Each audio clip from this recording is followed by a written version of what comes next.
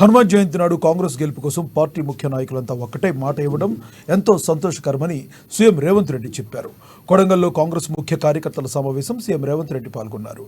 కొడంగల్ ప్రజల ఆశీర్వాదంతోనే తాను ముఖ్యమంత్రి అయ్యానని తెలిపారు.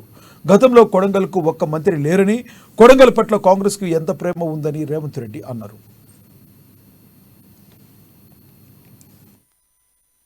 శాసనసభ నియోజకవర్గంలో 2009లో రాజకీయ ప్రస్థానం మొదలుపెట్టి ఆనాడు 14 రోజుల్లోనే 7500 మెజార్టీతో మీరు గెలిపించి మీరు నాటిన మొక్క ఈనాడు 33,000 మెజార్టీతోని కొడంగల్ ఎమ్మెల్యే అవడమే కాదు, తెలంగాణ రాష్ట్రానికి ముఖ్యమంత్రి అయ్యేంత వరకు మీరే కాపాడి మీరే అండగా నిలబడి ఎప్పుడు ఏ సందర్భం వచ్చినా ఈ కొడంగల్లో అండగా నిలబడ్డది కాబట్టి ఈరోజు కాంగ్రెస్ పార్టీ అధ్యక్షుడిగా తెలంగాణ రాష్ట్ర ముఖ్యమంత్రిగా మీ ఆశీర్వాదంతోనే ఇంత వాడినైనా అని చెప్పి నేను సవినయంగా మీకు అందరికి మనవి చేస్తున్నా. మిత్రులారా, ఈ రోజు మీరు ఆలోచన చేయండి. 70 సంవత్సరాలు మనకెంతో అభివృద్ధిలో అన్యాయం జరిగింది. అప్పుడెప్పుడో 68, 67లోనో అచ్యుతారెడ్డి గారు ఎమ్మెల్యే అయినప్పుడు మనకు మంత్రి వచ్చింది. పెద్దలు గురునాథ్ రెడ్డి గారు 5 సార్లు ఎమ్మెల్యే అయినా, నందారం వెంకటయ్య గారు ఎన్నో సార్లు ఎమ్మెల్యేగా అయినా మన కొడంగల్ ప్రాంతానికి ఒక మంత్రి పదవి కూడా రాలేదు.